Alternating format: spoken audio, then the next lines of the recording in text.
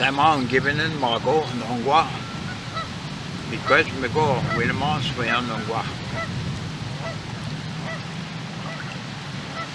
Nu den, nin does the cars, and the stubber in the cars, yeah. Shall not see in the cars, yeah, does see so Eric Isaac. She can't have shown no time. Oh. Bob no, ik me soms zak nog een zak. Ik weet het niet zo. No ga. Maar zo in, ik weet. Ik heb maar peer uitje, west zien, net zien, ik weet. Het moet eens kijken, kok zijn, ik kijk, kan ik net ons zak. Ik heb maar peer uitje, maar ik heb niet zien. Binge voyage. Miigwech kimishang. S7. Miigwech. Bish. Miigwech. Medium. Miigwech.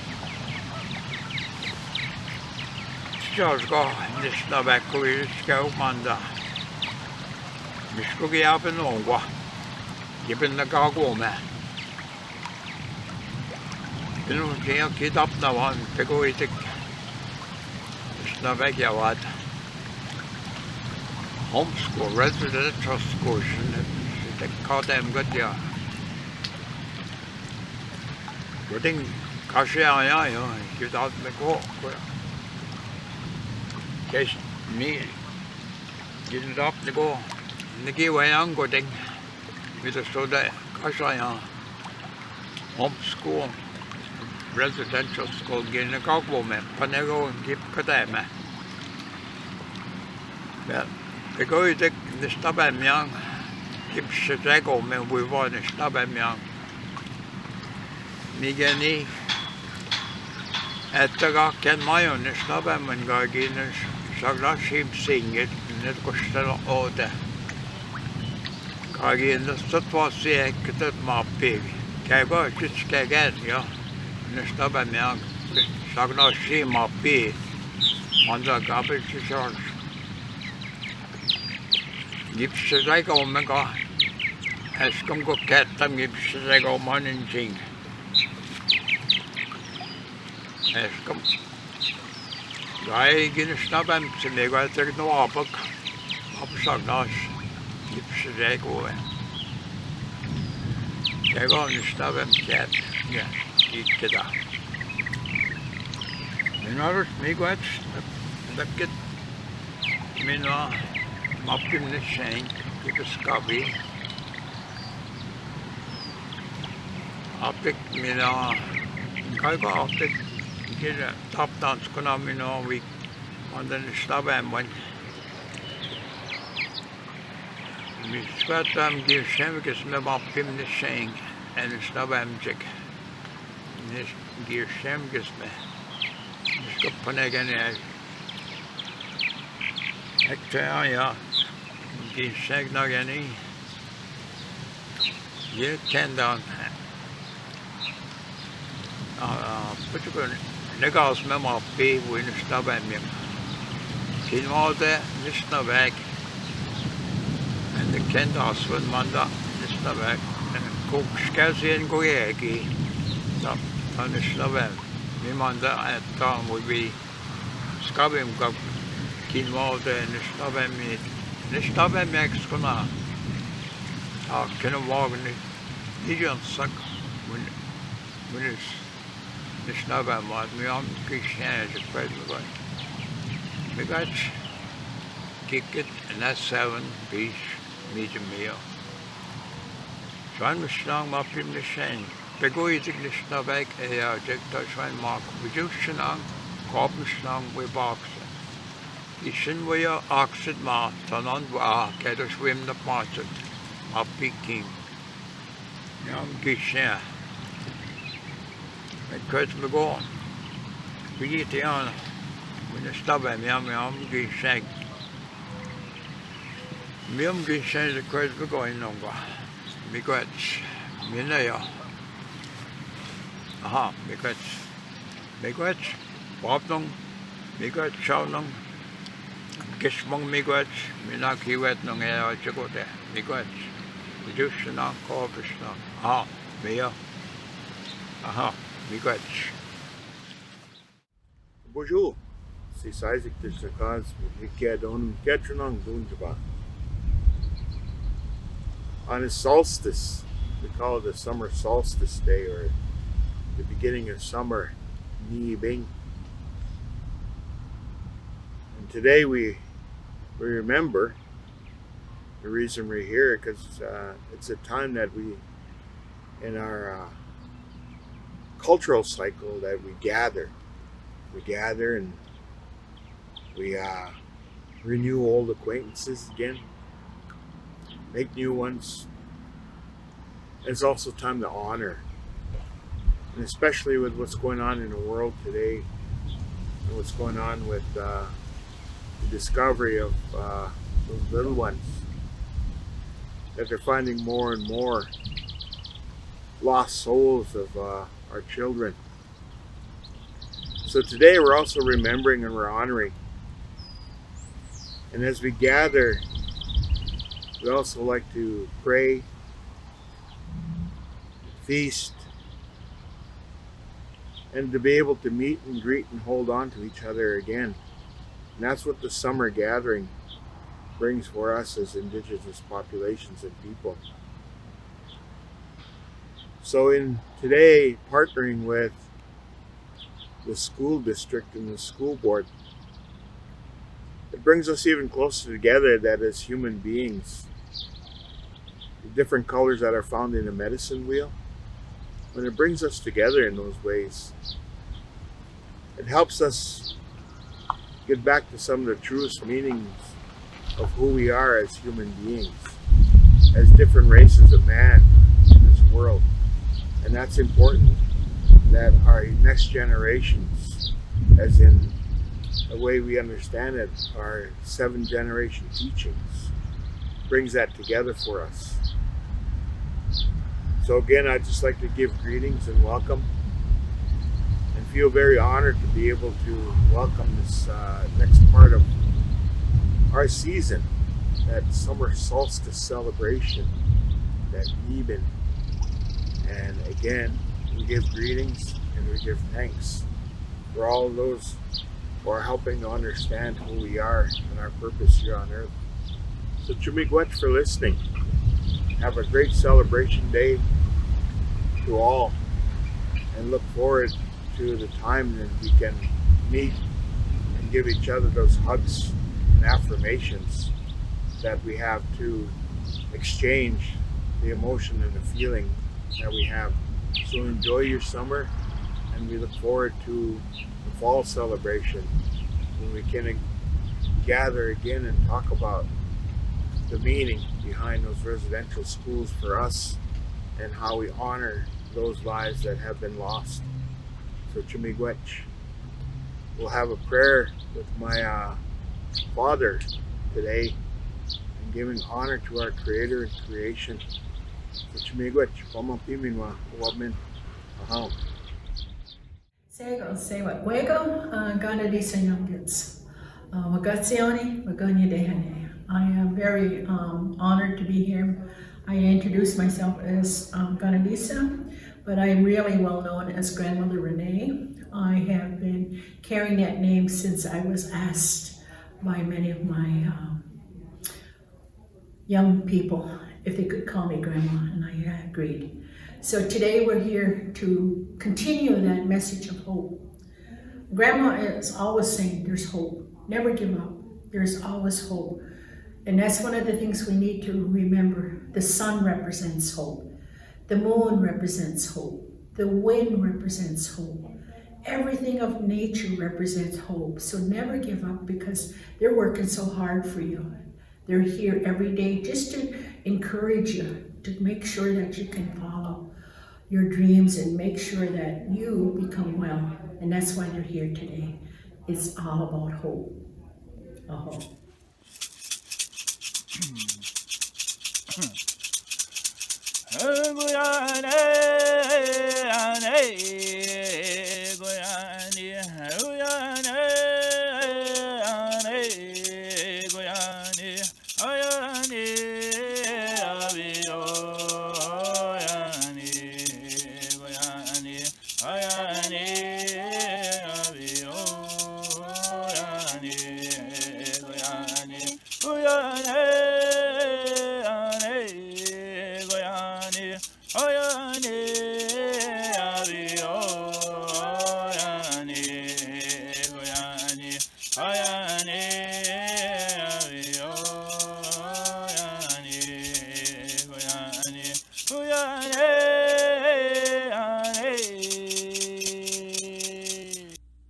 Bonjour. Hello. Good day, everyone. Thank you for joining me today for this very special presentation. My name is Moses Luna, and I'm coming to you from the community of Kettle and Stony Point First Nation. Now, my community is part of the Anishinaabe Nation. Therefore, that makes me Anishinaabe. Today, I'm here to lead you in a very special art project inspired by the National Indigenous Peoples Day. Today, I'm here to lead you in recreating this beautiful painting that you see over my shoulder. I created this painting. The title of this painting is called We Are Standing Together. Before we begin our project though, let's talk a little bit about this National Indigenous Peoples Day and what it means when we are standing together. The opportunity to hear stories from our elders, to take and participate in an art class, and to participate and see a virtual powwow. Wow, that is awesome. Whoever came up with the idea of a virtual powwow, that is awesome. Yes, so many things to celebrate and so much to learn.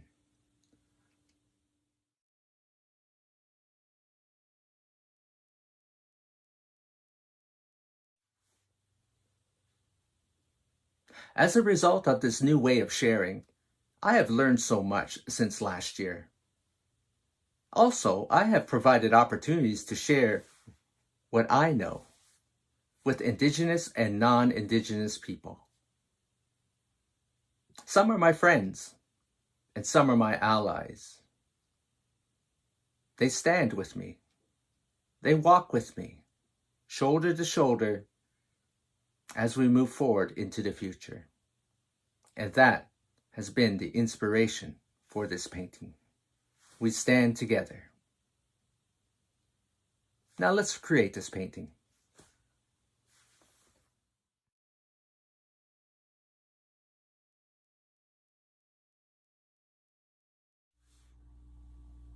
Okay, let's take a look at the art materials we're going to need for our project today.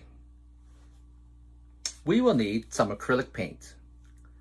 We will need the 5 colors of black, yellow, blue, white, and red.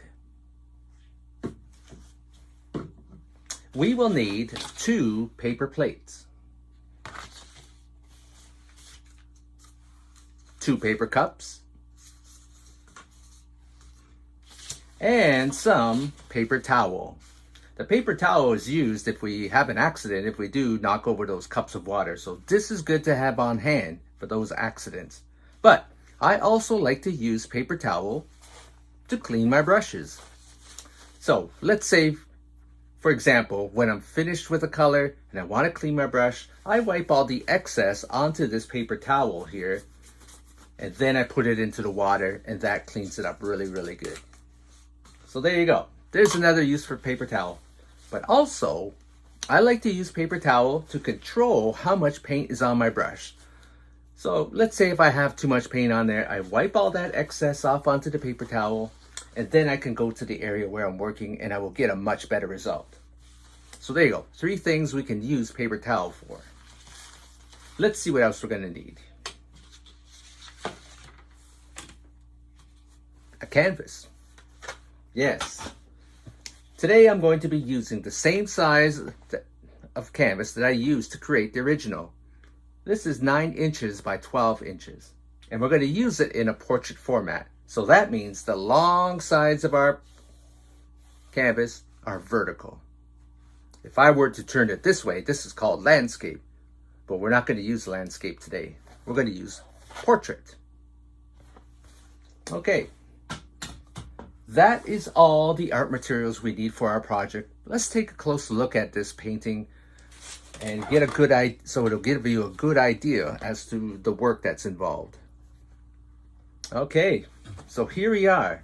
Let's start at the bottom here. Let's look at this image down here. Okay, in particular, this right here. All right, so that is a turtle, and that symbolizes Turtle Island.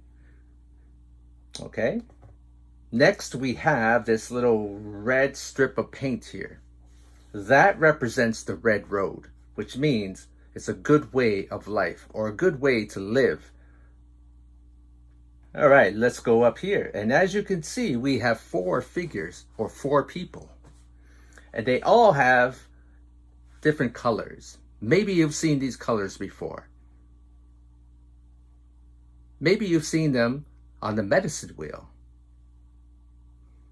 Yes, the medicine wheel. So these colors on the medicine wheel can symbolize humanity. So everybody on that medicine wheel is represented, all of humanity. The Caucasian people, the Asian people, the Indigenous people, and the Black people. Indigenous people see everyone as human beings. And we also have a saying, or we know each other as all of our relations. We're all related. Now, up here at the top, we have the Indigenous person holding an eagle feather. And there are many teachings about the eagle feather. It's a great honor to be a recipient of an eagle feather. And as you can see, he's holding it up high. He's pretty proud. And there's a little bit of light coming off there. That represents hope. So here's our painting, standing together, moving forward for a better future.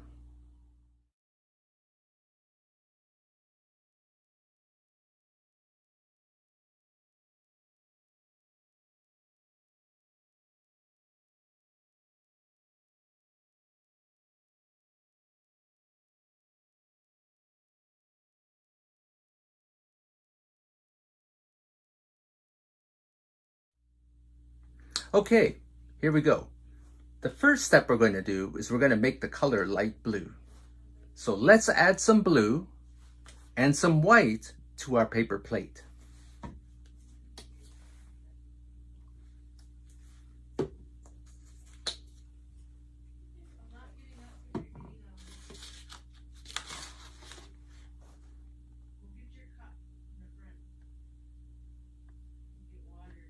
Now let's mix these 2 colors together, and let's use our small brush to do this work.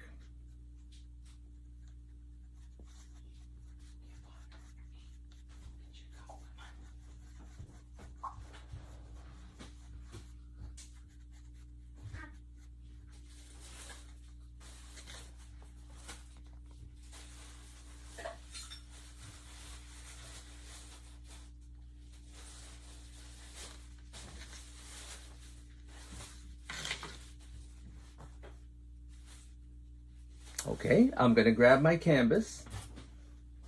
I'm going to switch things up here. Okay, let's begin to create. Let's do a little starting point right here on our canvas.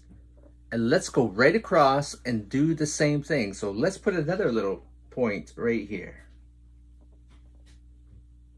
So that's about the same. So what we're going to do is we're going to create a curved line. That's going to be the back of that turtle shell. Okay, so let's paint a curved line and connect those dots.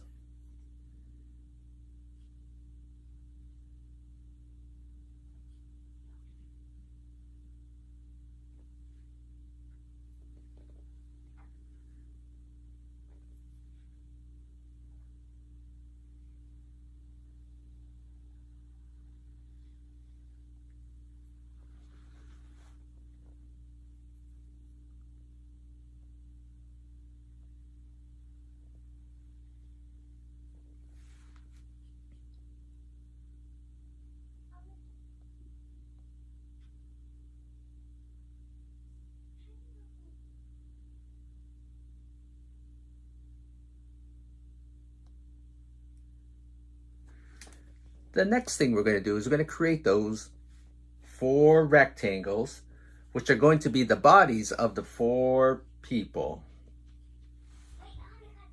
Let's start right here on the right side of our canvas. I'm going to put a little line that looks like this. I'm going to put another one right beside it. Looks like this. And then I'm going to connect those 2 lines, the end of those lines, and there's my rectangle.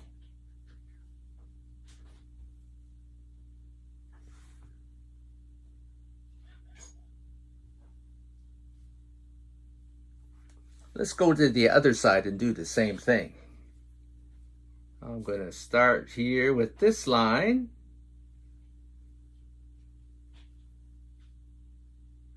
And this one. I'm going to connect the ends of these 2 lines.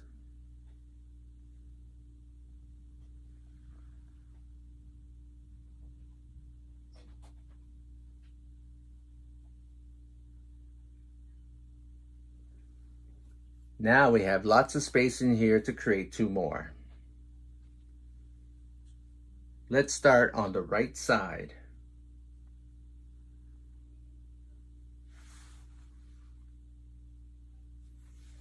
Looks like this line right here, so just move it over, do the same thing. And then over here, let's do the same thing again. Connect the ends.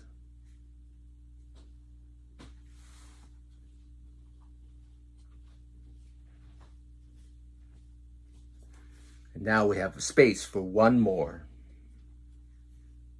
All right, I'm going to follow this line here.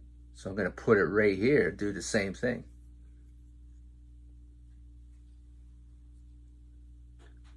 Then over here.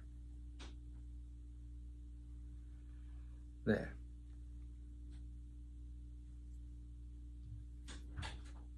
Connect the end points.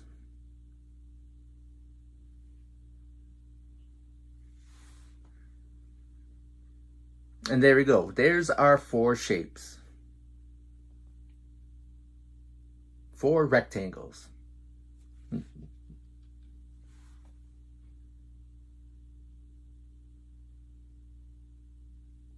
And now we're going to do some circles right on top here. So let's create those 4 circles.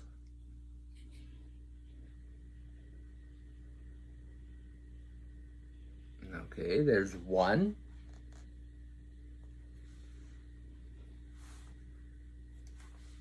Now when we put that circle on top of that rectangle, it looks like the letter I. Hey, my second circle.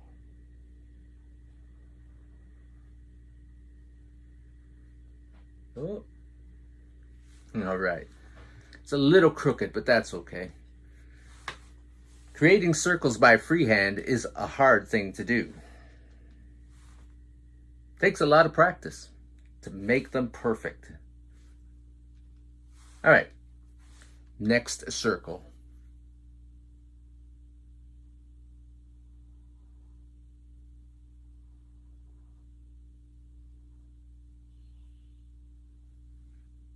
Okay, I'm a little better on this one.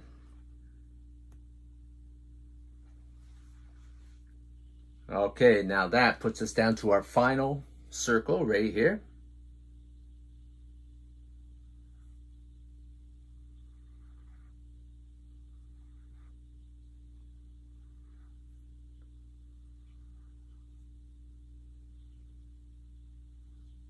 There we go.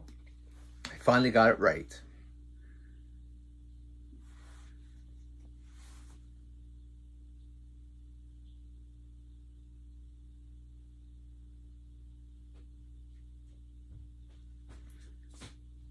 All right, so now we're almost close to drawing everything that we need before we begin to paint. One more thing we're going to do is we're going to create that eagle feather at the top here. So let's draw a little rectangle. All right. So I'm going to put a little line right here and another little line right here, right beside it. Okay, so it looks a little bit long like that, right? Now I'm going to connect these end points like this and like this, right?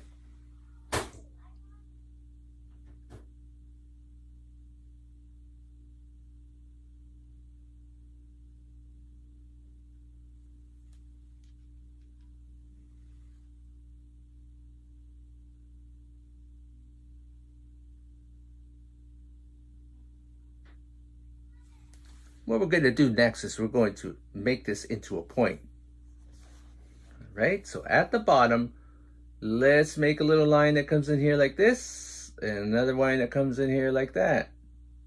Two little lines on an angle, and you can see we've made a point now. Okay. Let me fine tune that just a little bit here. There. That's better.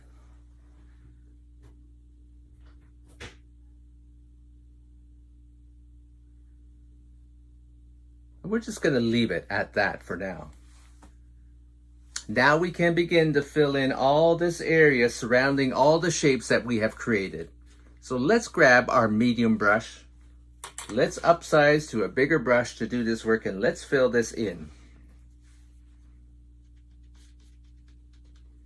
All right, so I'm going to start to use up some of my light blue here. I'm going to start to put this at the bottom.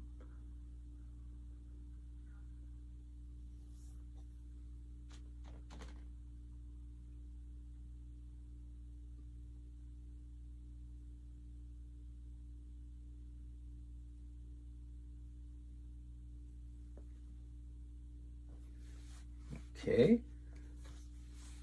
All right, looking at my paint, I'm going to have to mix more. So more white and more blue.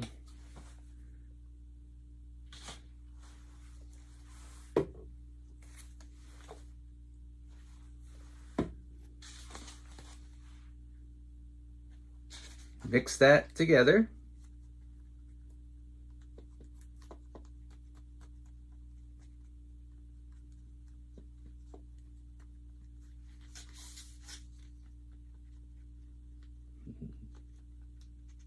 Okay, I got lots of blue here, and I'm using up a lot of my plate as well.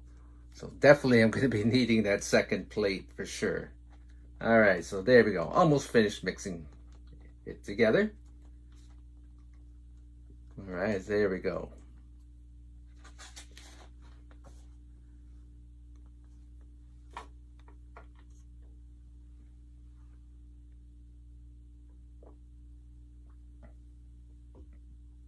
Okay, so once you've mixed the color blue, light blue, let's use this now and let's fill that area around our shapes.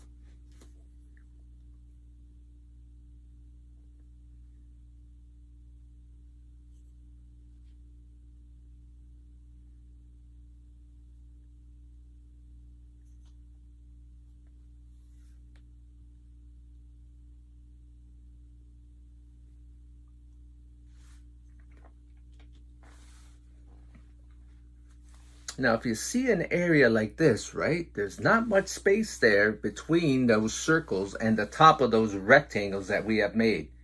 So what I like to do is I can turn my brush sideways to create a thinner line, and I can get right in there and fill those areas just by turning my brush sideways.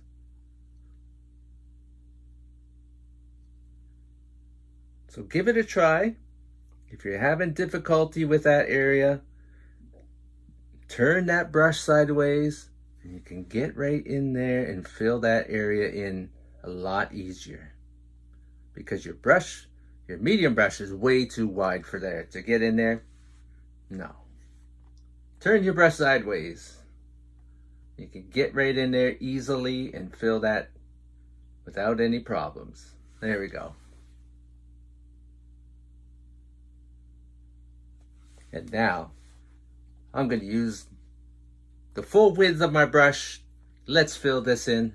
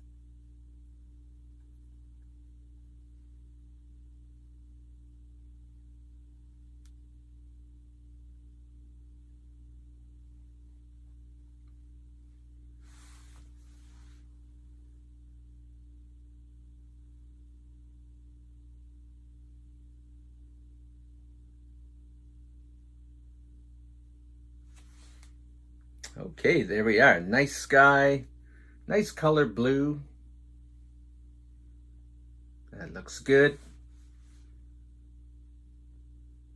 And we're going to leave that for now. And we're going to turn our attention to the bottom of our canvas now. And we're going to begin to create that turtle. So let's get ready for that. I'm going to put this right here. Let's take a look at that turtle before we begin. All right, so he has 3 shapes here. I'm going to walk you through the process of creating these shapes here. The face of that turtle and his 2 hands and the claws. Yeah, let's do that next.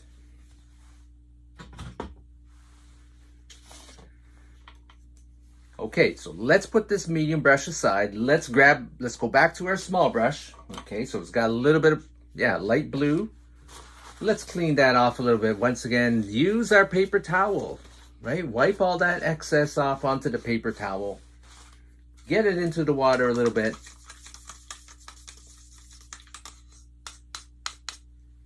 Nice and clean.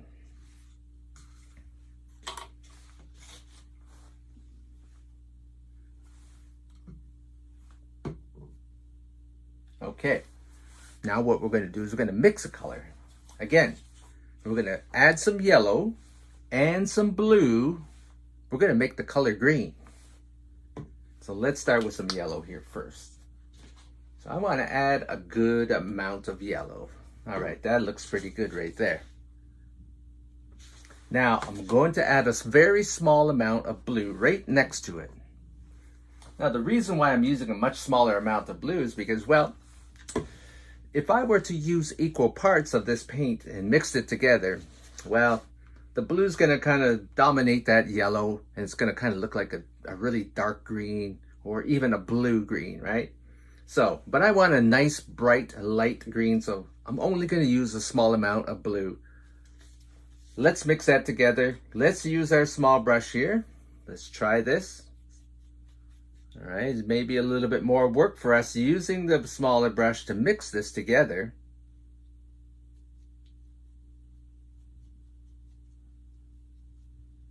All right, it's looking good though. That's the color I want. A nice light green.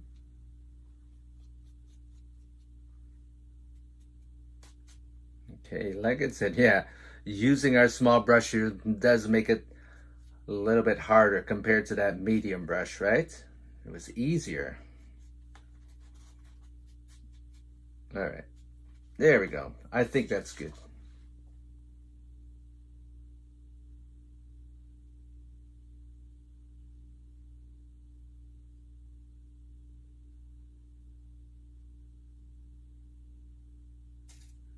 Okay, let's create that turtle's head. All right, so little brush.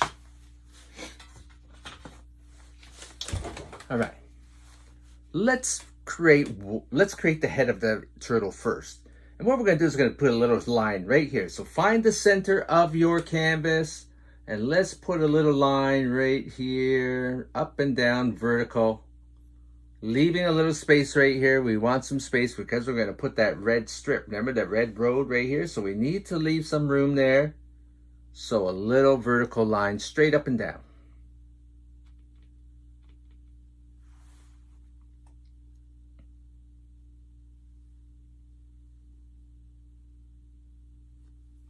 So let's create one side at a time. So I'm going to start right at the top of this line. I'm going to move it over this way here a little bit, curve it down, do a little bit of curved line there. I'm going to bring it down to the bottom and make it look like that. There. It's a little bit of a funny shape, but that's going to be our turtle's head. And now I'm going to match it up onto the other side here. So I'm just going to continue up here. Let's see. Let me take a look. Okay, not bad, not bad. I'm going to start to curve it. Down. And there. That's pretty good. I'm a little bit off here. I want to fix this here. So yeah, you can always fine tune it a little bit. I'm gonna go like this. Let's fill it in. Let's see how it looks. If we need to fine tune it, get it looking a little bit better, let's do that.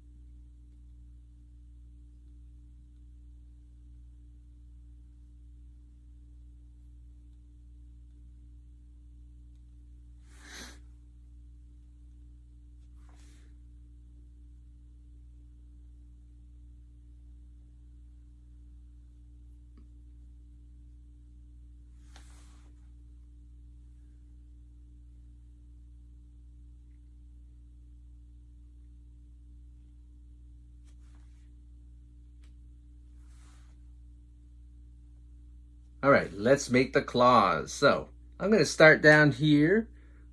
It's right about there, little starting point. Leave a little space there from the corner.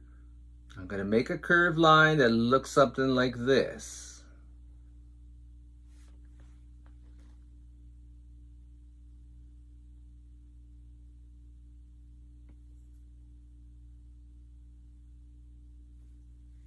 And let's make those claws. All right, so I'm going to start right here. There's 1, 2, and 3. Now I'm going to fill that in solid.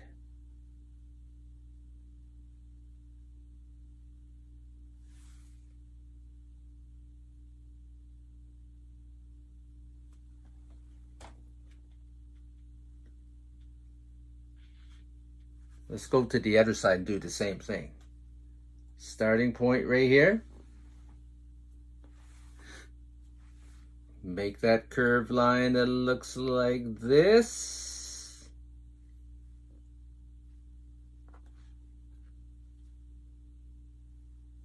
Let's make those claws. Let's start with this one right here.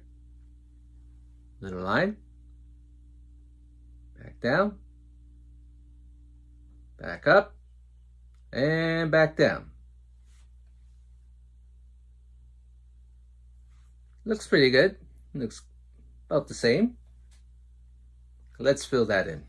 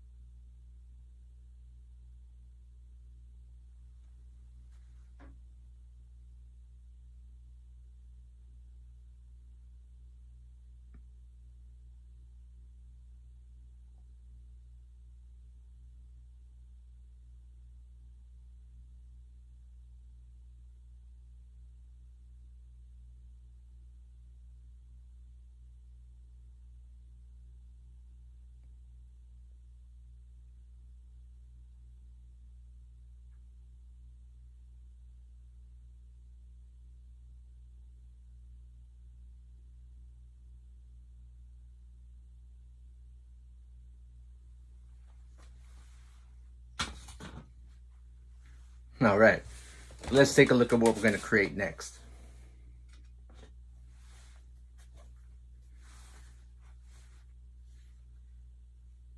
Let's create this red road here, this strip of red that symbolizes that red road, symbolizes a good way of living, the red road. Let's do that next. Okay, let's look at our two brushes here. So we got some blue and we got some green on these brushes. Let's clean them up. Once again, grab your paper towel. Wipe all that excess blue and green onto the paper towel. Squeeze it out. That paint is right inside there. Give it a little squeeze. All right. Yeah, look at all that paint. All right, so that paper towel is helping us clean this brush. And now we can get it into the water. Swish it around.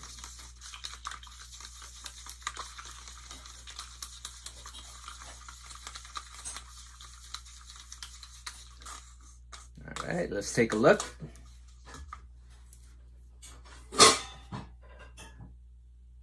Looks pretty good, nice and clean. Okay, good, good. All right, I'm gonna look at my plate here. I'm going to need to add some red to my paper plate, but there's no room here. So I'm gonna be onto my second plate. I'm gonna put this one aside. All right, second plate, red paint. Shake it up a little bit. There we go. Just a small amount is all we need.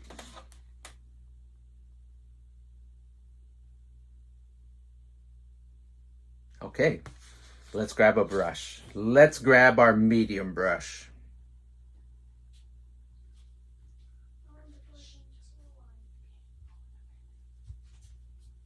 Okay, let's get some paint on that brush. Let's load it up. Let's get ready to paint this red road. This good way of living.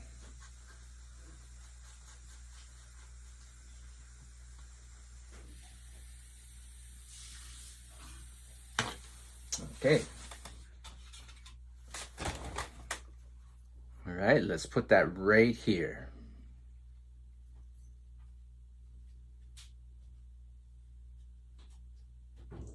So use the full width of your brush. Apply that paint right there like that. That looks pretty good. I got the wind a little bit off there, but we can fine tune that. I'm just gonna go over that again. That's a good thing about acrylic paint. We can always make our fix up our mistakes. This is good so far. There. That looks, yeah, much better.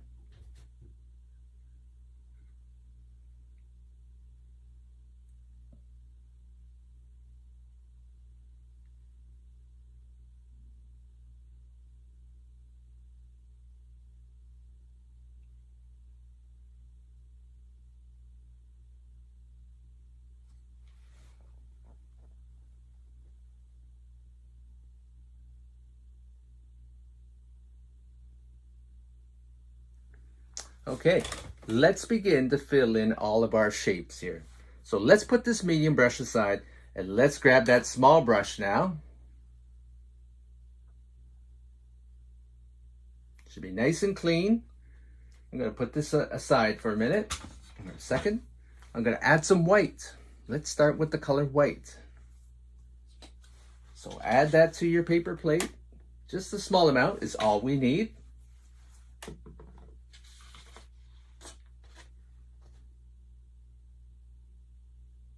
Load up that brush.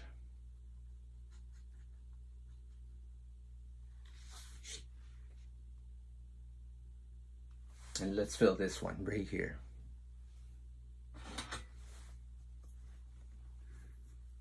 This little rectangle on the right side here, let's fill that in.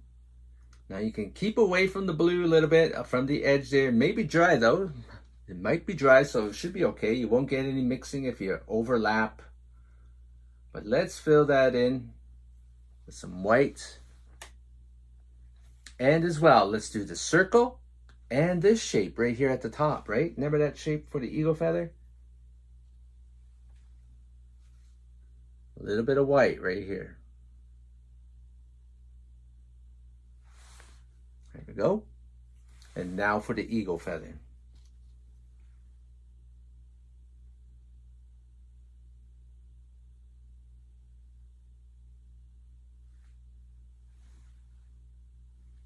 What we could do also is round it off. We can go overlap it into that blue a little bit and make it look like this.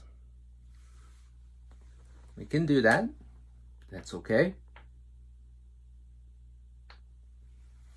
All right, that's finished. On to the next color, yellow. So we got two shapes here to fill in with yellow. Let's continue using our small brush. So once again, we're gonna have to clean it. Wipe it off with some Yeah, that paper towel, wipe it off onto the paper towel. Let's get it into the water.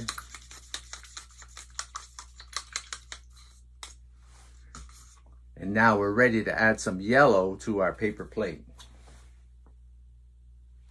Once again, just a small amount is all we need.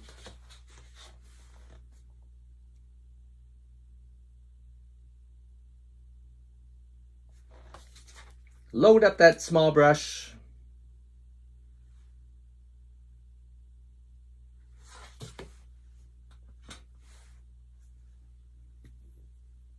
Let's fill it in right here, right beside this one right here. Once again, you can leave a little bit of space if you want to. If you're getting too close to that light blue, I think it's dry though, so it should be okay. All right, there's my rectangle. Now I'm going to fill in the little circle.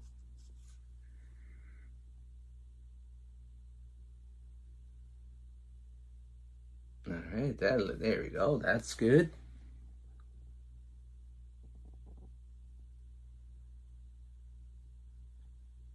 And that is it. That's all we need the yellow for. Those two shapes. And once we're finished that, let's clean that brush.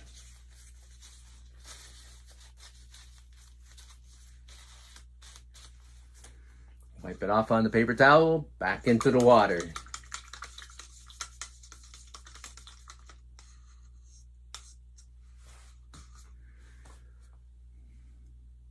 Next color, red. I already have some on my plate. I'm going to use this. Load up that small brush. Let's fill in those two shapes.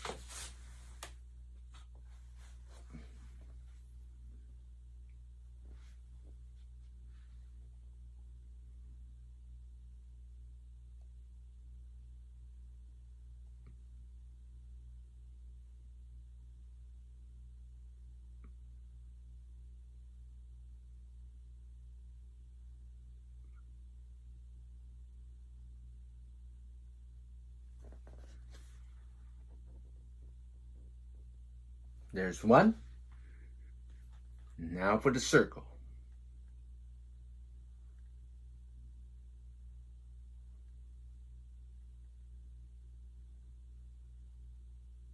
There we go.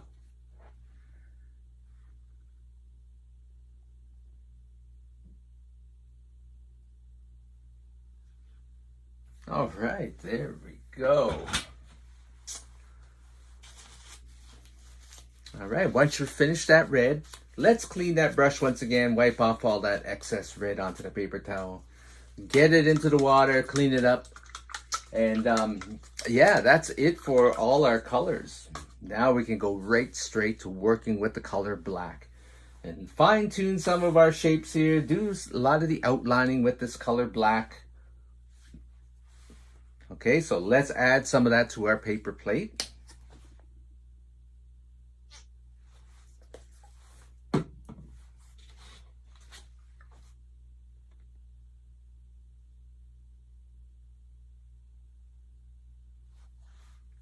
Okay, load up that brush, get some black on there.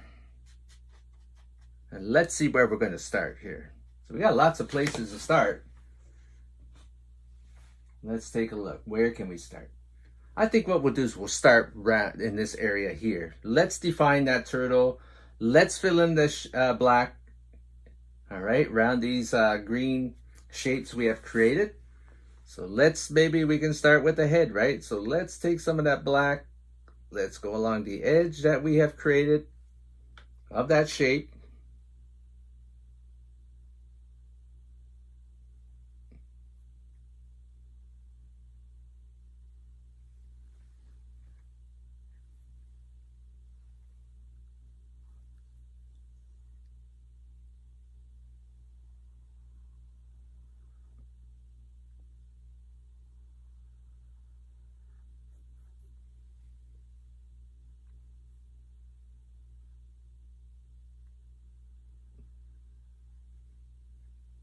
Okay, that's pretty good right there. It's a good outline. Now I'm going to do the other two shapes. The two legs of that turtle.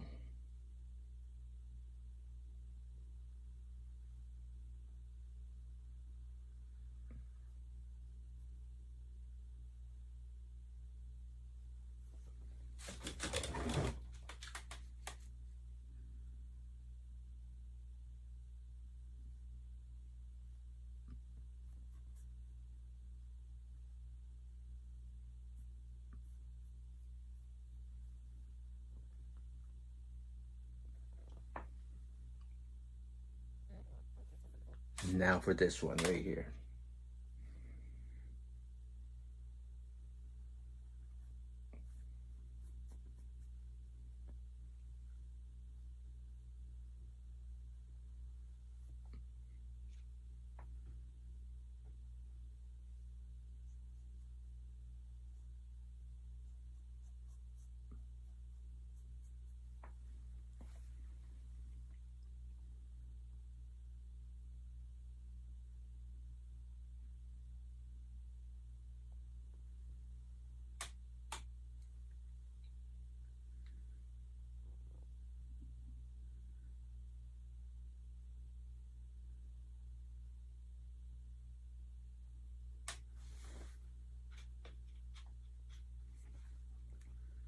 Let's put the face on that turtle. Let's start with his mouth. Okay, so the first thing we're going to create is a little, well, it looks like a little V, right? The letter V right here. And then we're going to take, at the end of those little lines there, we're going to do another little line that looks like that. So there we go. There's that turtle's mouth.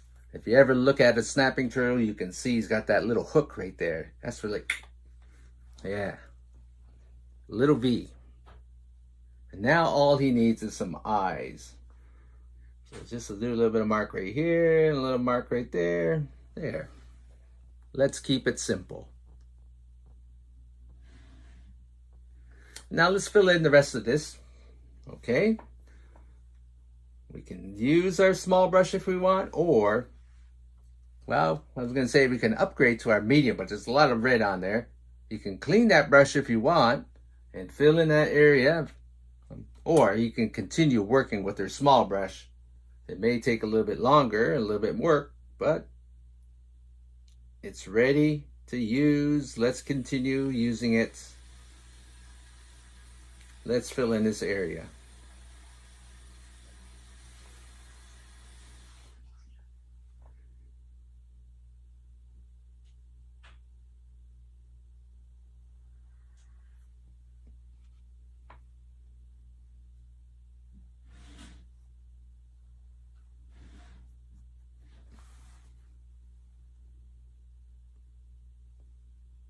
All right, that looks pretty good now.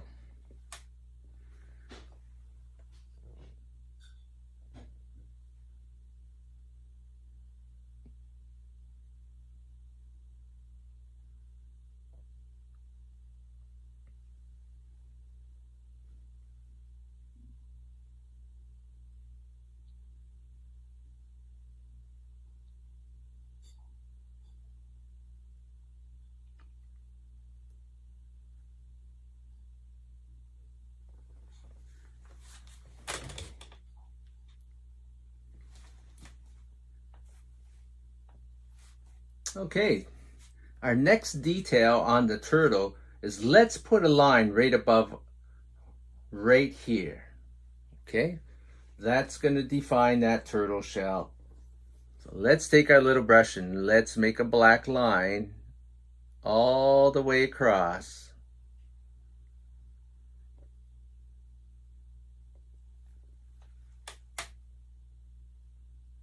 Okay, so it looks something like that.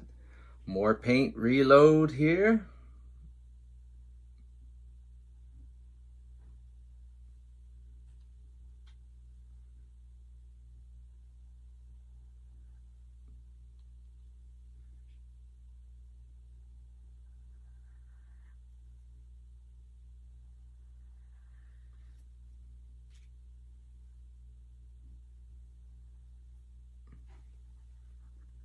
There. That's pretty good.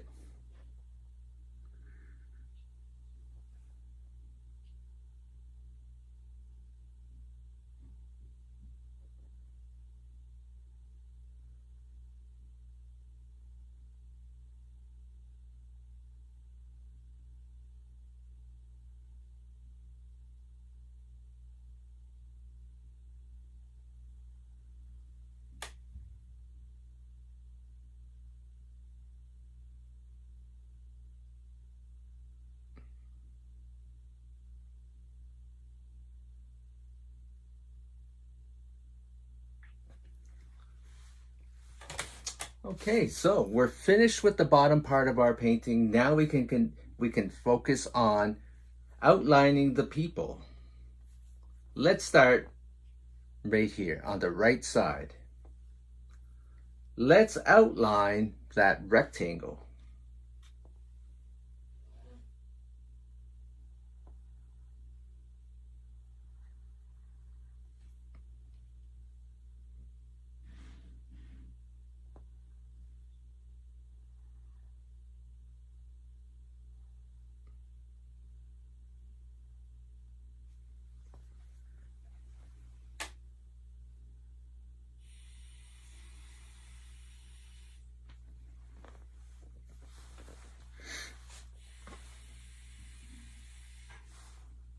Okay, what we're going to do next is let's do the circle. Let's outline that circle.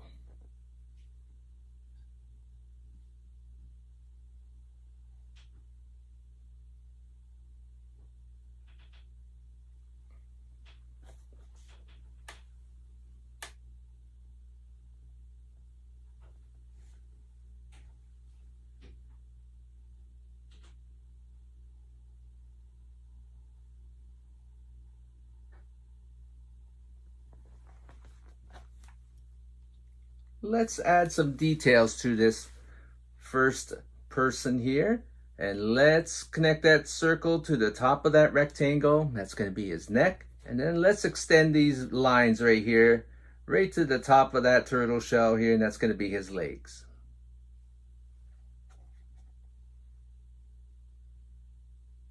All right, let's just leave it at that for now. And let's go on to the next shapes. Let's outline, starting with the rectangle once again.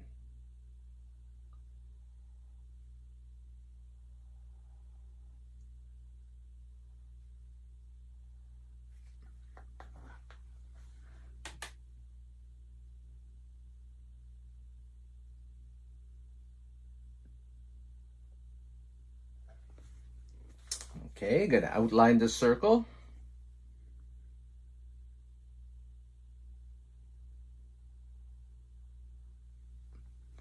Oh, a little crooked there. I gotta fix that. There. Yeah, that's all right.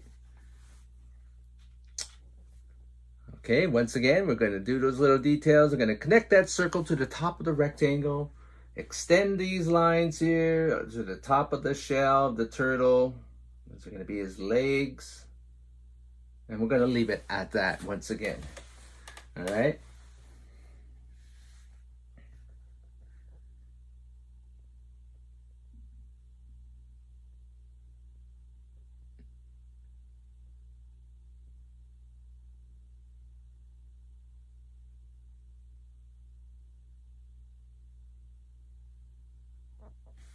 Okay, on to the next shapes here. So outline the red rectangle once again. There we go. One side. Number two. Connect the ends. There. That looks good.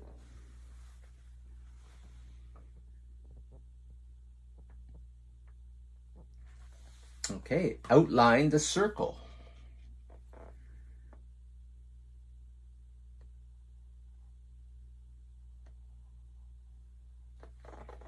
There.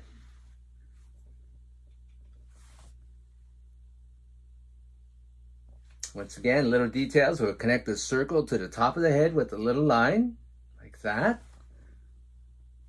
Extend these lines on the sides of that rectangle right down to the top of the shell, like that. And that's done.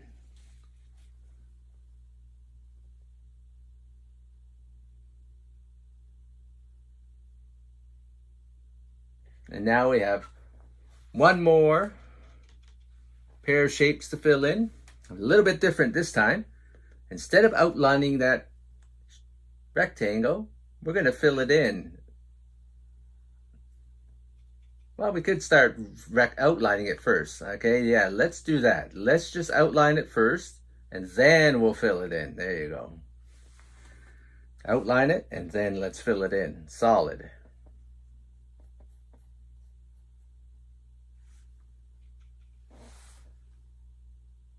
Okay, we'll do the head as well. Outline it first, and then fill it in solid.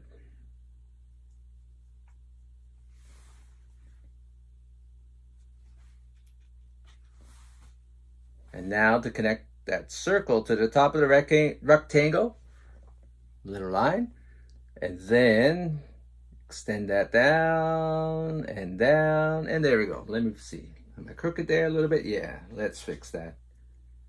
Let's straighten that up a little bit here. There we go. That's better. There. All right, there we are.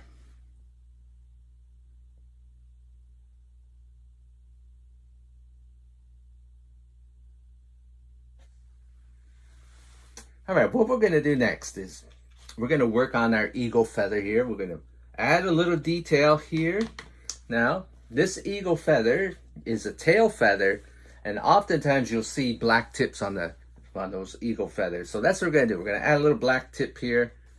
So I'm going to take my little brush here and add some black on the tip of this eagle feather. And I'm going to have it come to a little point, right? So it looks like this. Comes to a little point. So a little fine detail. That's pretty good right here. Let me straighten it up a little bit. All right, that's not bad. Yeah, that's pretty good. All right, so that gives you an idea how to do that little detail of the eagle feather. And that's good.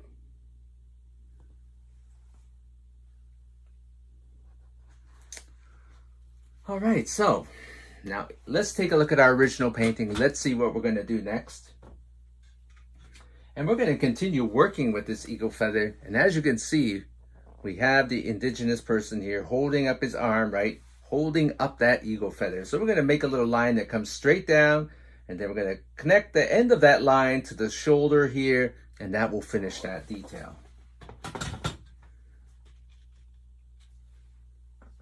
Okay. So let's start it at the end of that eagle feather, straight down. And now to connect the end of that line right to that shoulder right there, the corner of that rectangle. And it looks something like this. There we go. There. Now he's holding up that eagle feather, right? Yeah.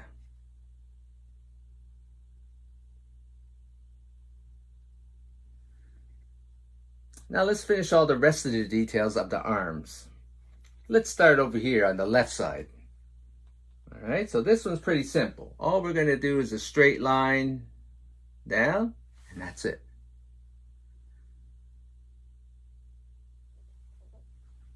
All right, so for our next, his other arm, we're going to have it actually holding the indigenous person's arm. So let's draw it down like this a little bit. And now I'm going to create the other arm for the indigenous person holding or connecting at the end of that line. So it looks like they're holding hands, right?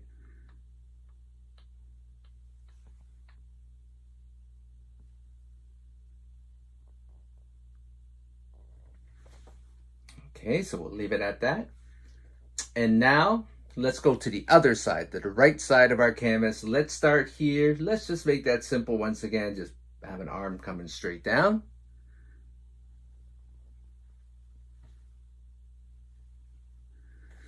And we're going to create just exactly what we did right here. So I'm going to start a line here. All right, it looks a little bit shorter, but that's okay. And a little line right here, holding or connecting once again, just like that.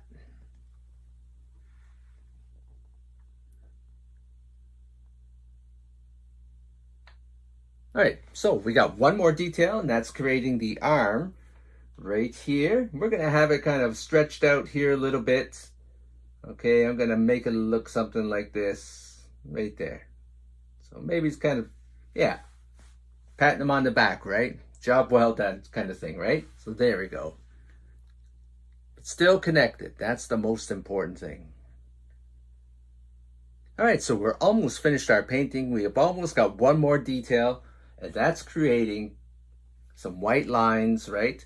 So once again, to symbolize that light, that in that light there's hope. So let's clean that brush up, our small brush, and add this final detail to our painting, and we're almost finished.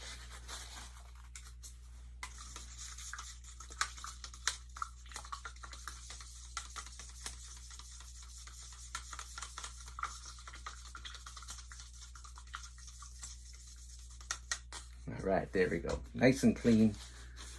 For our final detail, still using our small brush, and so let's do that. Let's grab a little bit of white here. Okay, it looks a little bit dry. It's been sitting there, so I'm going to add a little bit of water. You may need to add a little bit of water, or get some new white. That's also a good choice. So a little bit of white, and we'll create 3 lines right here. So we'll start one here, right in the center. It kind of goes like this. We'll go to the other side, do the same thing. We'll create another line on an angle. Kind of looks like this. And we could do the same thing on the other side, like that. And now, that side. And then one more final line right here to finish things off. And there we go. There's our painting.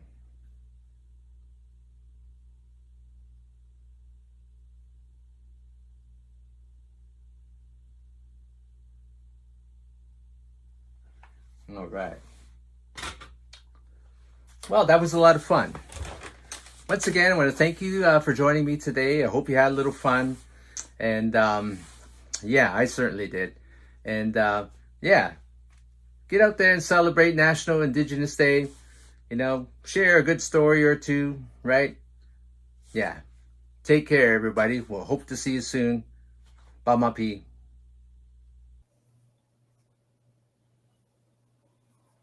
Is that the whole screen, or is that what we're watching, right? I can't remember how we did this before, but if that's okay, if everybody can see it, and if those of you at home, just lean in closer to your screen so you can get all those alpha waves from that 29 point or 30.0 beats per second. Here we go. This is how we look at the world that we live in, and this is what the old ones say. My elders and the community that I raised, where I was raised, and this is how they express it. And this is not Iroquois people taking control of the whole continent. No, it's not at all. Or the Haudenosaunee or the Ongwahumwe or the Wisnahunawajaga. This is how they talked about it. They said, where the sun rises in the east is the eastern door. And where the sun sets in the west is the western door, and the blue sky over our head is the roof of one long house, and all the people who live in that long house are one family. And so we have a rafter, and as you can see from the depiction on the slide, there are rafters all the way across. So there's the Mi'kmaq rafter, there's the Abenaki rafter, there's the Kyoga rafter, there's the Potawatomi rafter, there's the Soto rafter, there's the Pagan rafter, there's the Cree rafter, there's the Nishka and Kwakyu, all the way out. Everybody's got a rafter in that longhouse. And as you can see, we're all braced by a covenant with each other of eating, healing, and protection. So our braces for those rafters include a conscientiousness with each other to protect each other. No one eats until we all eat. No one is happy until we're all happy. No one is healed until we're all healed. Everybody gets to eat. Everybody gets to be healed. Everybody gets to be happy. Those are the foundational principles that bind those rafters together and make the house strong. So what does that have to do with what we're going to talk about today? Well, over the years, I heard the elders say these kinds of things, and they would say, if it wasn't for our people, Canada wouldn't be a nation today. And then they would say, where the sun rises in the eastern door, and they'd talk about the rafters. And they would also teach us things like how they started to describe the two-row wampum. And the way they phrased it was like this: we were happy to raise you up in our land, is what they said to the crown. So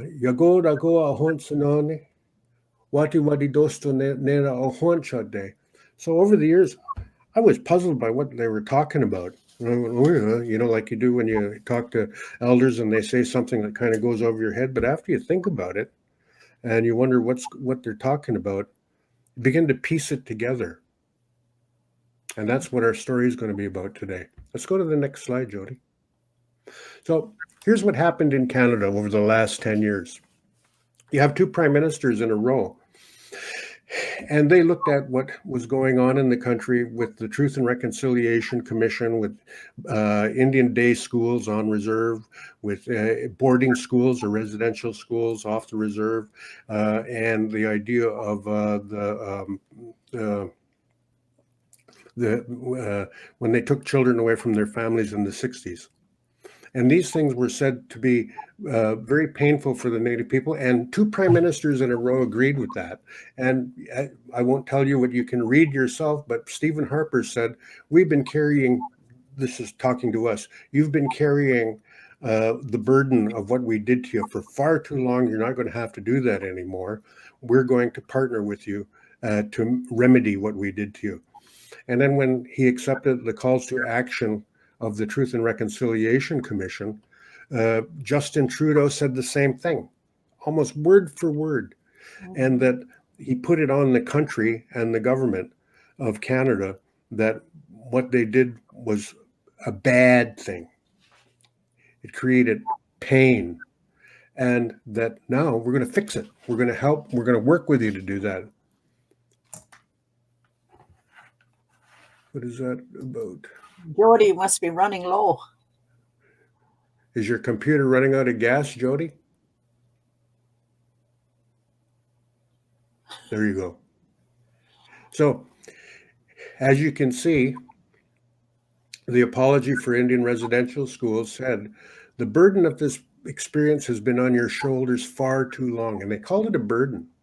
And that's fascinating that they would call it a burden. And that we have been working on recovering from this for a long time, our people in our communities and so on. And that Trudeau said a nation-to-nation relationship. It's fascinating that he would use that word nation-to-nation. Let's roll along with our show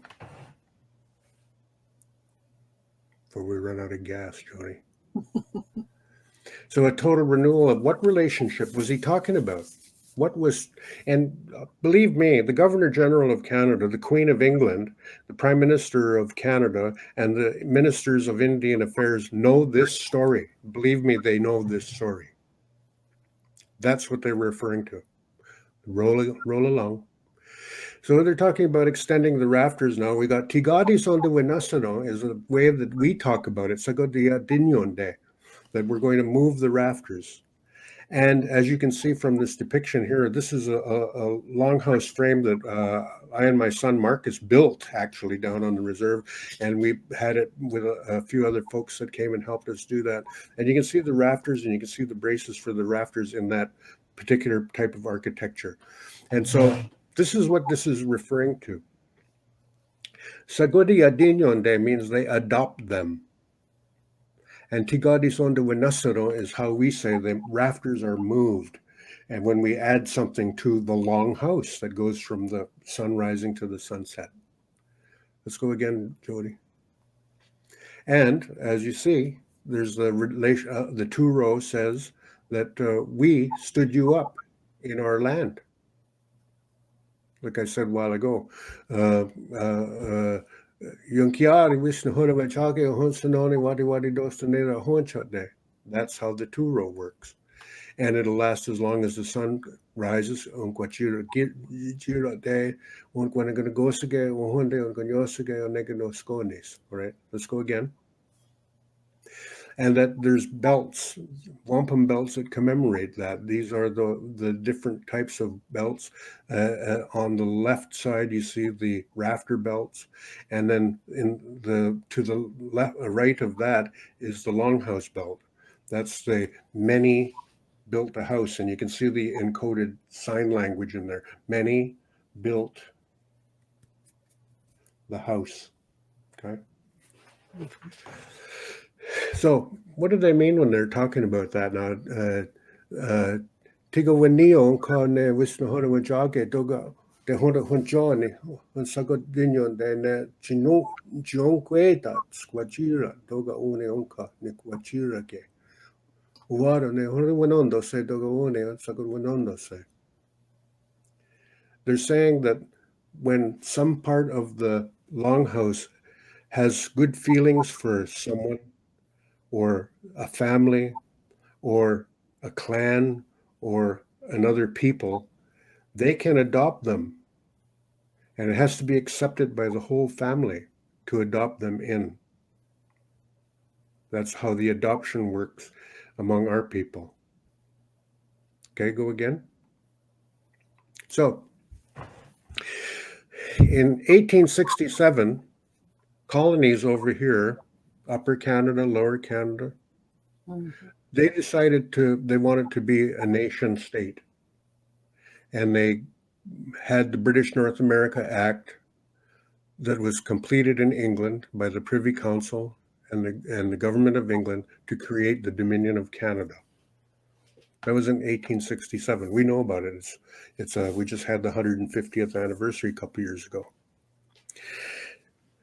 The honor of the crown meant that Queen Victoria had to send somebody to confirm that, and she sent her son to Brantford, Ontario, at the Mohawk Chapel. This is where a special event took place on October 1st, 1869, with Arthur the Duke of Connaught, the 19-year-old son of Queen Victoria, who came to Brantford. Let's go to the next slide. So here's what happened. When he came to Brantford, he stayed at the Kirby Hotel, and he went deer hunting down at Long Point, down on Lake Erie. And this was in late September. And then on October 1st, the whole entourage from Brantford, the privileged classes of people came in their carriages and went to the Mohawk Chapel in Brantford, Ontario, and they took Arthur the Duke of Connaught there.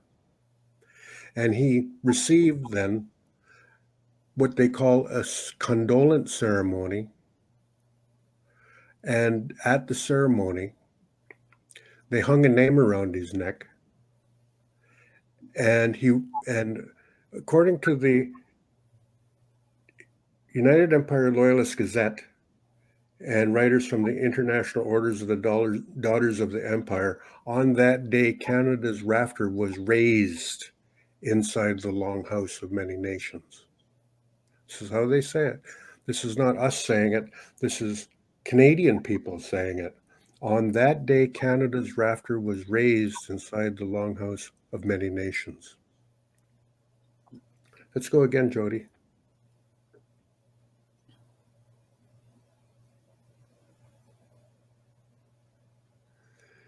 So this is out of a history book, and he was given the name Garakonye. And I got the slides backwards here because I should have went to this one first, because it shows the depiction of exactly what happened. Now, let me tell you how I found out about this based on what the elders were telling me about. If it wasn't for your people, Canada wouldn't be a country today, and we stood you up in our country. Well, this came from my work on a film called Where the Spirit Lives. This was back in the 80s, right at the frontier of the Truth and Reconciliation Commission over residential schools, actually. And I was doing some research, and I found a woman by the name of Jane McGarry and her memoirs. And she had been they had the branch of the IODE in Lethbridge, Alberta, named after her. And she had in her memoirs handwritten notes of these events. And Angela Fines, of course, from the United Empire Loyalists here in Brantford, also had records as well. And what they said was Karakonye, that's a Wolf Clan name. That's a real Wolf Clan name, was hung around the neck of Arthur. And they also said at that time, this is what happened. On that day, Arthur was taken and led by the arm up down the rows of people that were gathered by the Mohawk Chapel. And he'd talk as he went, and he would stop and he would address the people. And how they do naming is where they have a warrior or a boy is taken and presented to all the mothers, to all the warriors, and they're all reminded now of this child is your son, and you will teach him what he needs to know about doing what he has to do as a warrior. And as he went, and as the IOD and the UALers say, he exhorted as he went, leading the chief around there and singing too, right? Wait, wait, oh, wait, how we are, wait, hi, oh, hey, hi, oh.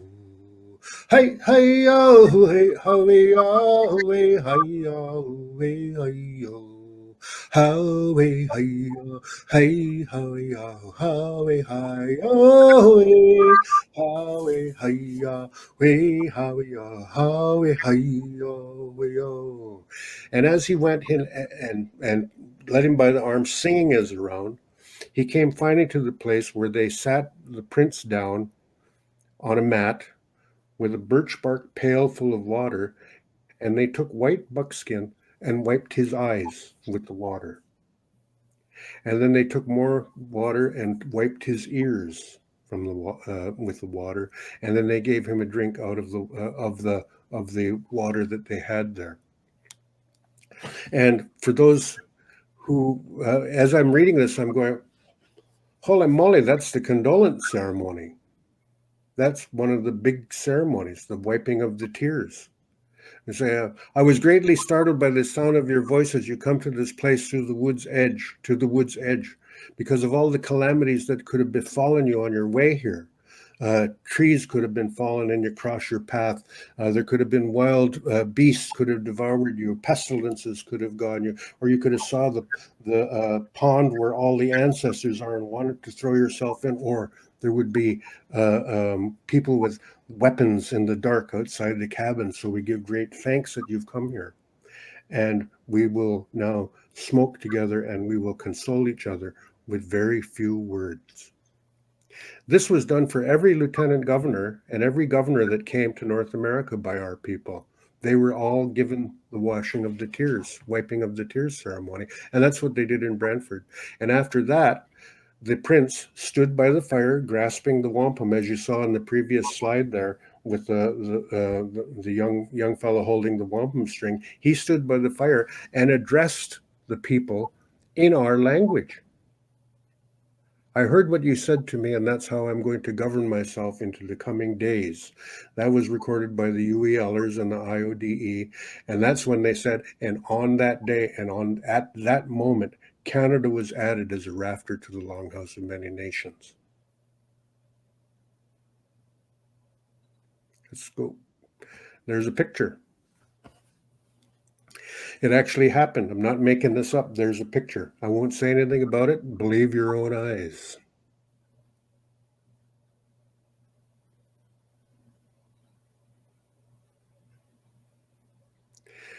Funny thing about Arthur, the Duke of Connaught, he came back to Schweigen, down 100 kilometers south of Toronto, to the Six Nations Indian Reservation, or Six Nations Indian Reserve number 40, Oswego, or Schweigen, is what it's known. He came back in 1913. And significantly, what happened at that time, he was given the condolence again. because his mother had died in 1901. And so Arthur, when he came back, they wiped his tears again because Victoria had died. One other thing about that was Arthur the Duke of Connaught in 1913 was the Governor General of Canada. So joining with Canada and declaring war on the Kaiser, that's happened, and there are letters actually in the archives that show about our people saying their involvement with the war. 400 people went from here over there, and with the commemoration of Vimy Ridge recently, there are records from our families of our grandfathers going over there and participating in that. I had some uncles and grandfathers. My grandfather went to that campaign and we're in those first tanks and all of that stuff. Another story. But when the war ended, Edward, Arthur's cousin, came to Brantford. And if you go drive through Brantford, there's a park that has a cannon in it. It's called Victoria Park over on Colburn Street. And they had another ceremony. And they gave Edward the Condolence Ceremony, but they conferred on him a chief title. Deahonseya was the name they hung around his neck. And they said, we've got a rafter here, a Canada rafter, but it has no chief to talk to the rest of us. So they made Edward a chief because the rafter needs a chief to be able to talk to the chiefs from the other rafters, because that's the role of the chief, to go and talk to the other nations and the other people about what we're thinking about stuff. That's their role, right? Fascinating fact. Edward became the King of England. Deahonseya, that Edward, became the King of England. So this is in Canadian history. This happened 100 years ago. And it's not taught in your schools for some reason that I don't know. You'll have to go ask the people that run your education system about that. But these events actually did happen. Queen Victoria in 1869, she declared all the native people in Canada to be members of the British Commonwealth in the late 1800s. She died in 1901. Arthur, her son, came back as Governor General of Canada to receive the Condolence Ceremony. His cousin Edward was conferred with a chief title and became Chief of the Canada Rafter. Let's go on.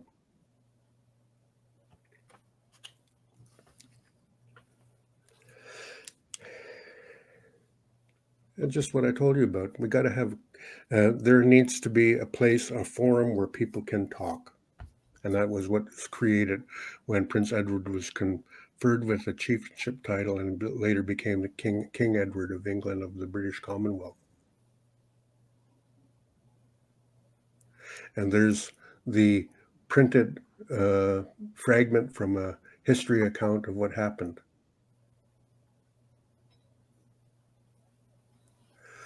So in 1880, after Canada was adopted in, we have to brace Canada to the rest of the rafters. So here's what the chiefs did back in 1880 on June 21st. They adopted the Indian Act. It says it right there. These are minutes from the chiefs' records. The chiefs on June 21st, 1880, confirmed the acceptance of the Indian Act.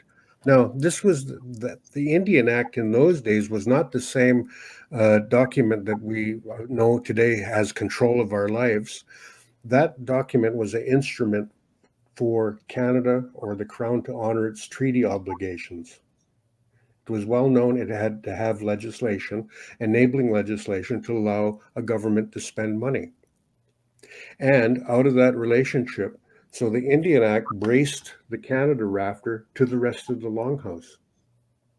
And part of the agreement was this, it's right in there. 2 seats were going to be allocated in the legislature for people to sit there and watch the government govern over our affairs in Toronto at Queen's Park and in Ottawa.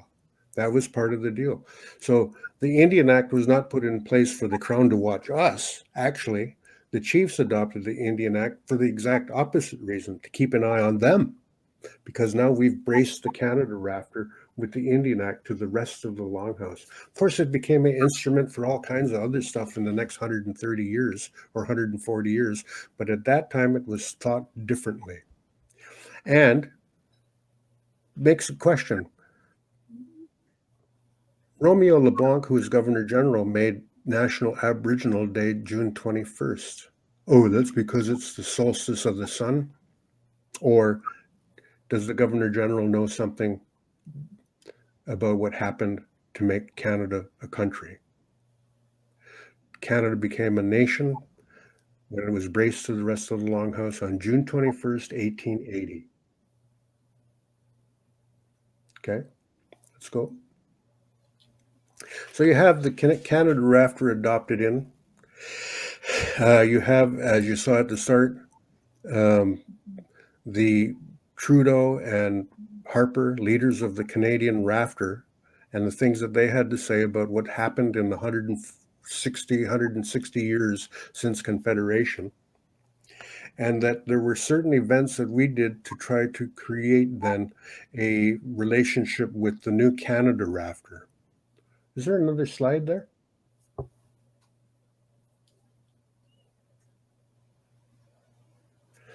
And in that rafter, when the adoption of Canada and it was given its own rafter, there was a duty and responsibility for people who are part of the Canadian rafter to become Indigenous to this land. You were given a rafter to become Indigenous to this land, the Canadian rafter. One thing, we don't call you settlers. That's your own eggheads and university researchers call you settlers. We don't do that, right? You call yourselves settlers, and the word colonizers comes in there, and all of those words come in there. But if you were adopted in and given a duty and responsibility to become Indigenous to this land, I don't think I can call you a settler or a colonizer anymore. Because of the family of one long house idea, I have to call you cousins. And 2 prime ministers in a row said our cousins have been pretty creepy towards us. Did some pretty nasty things. So I can only ask you now, when you were given a duty and responsibility to become Indigenous to these lands, did you? Are you?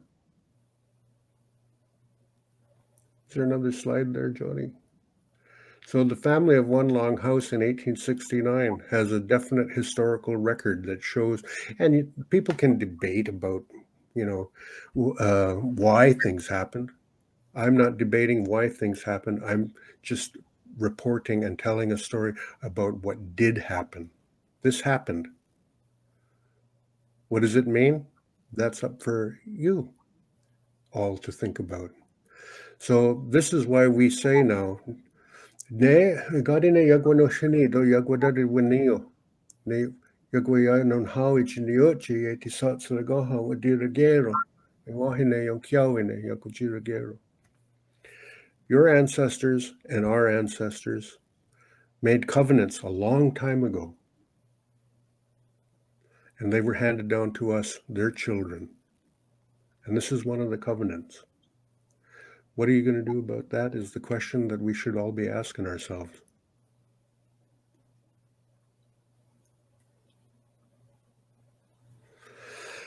Where the sun rises is the eastern door, and where the sun sets is the western door, and the blue sky over our head is the roof of that long house, and everybody who lives in that long house are one family. There might be 35 million Canadians, but you only have one voice. There might be 2,000 Abenakis, but they also have a voice. There might be 40,000 Mohawks, but they also have one voice. Each of the rafters has a voice in that longhouse of one family. That's how it works. Where are we today?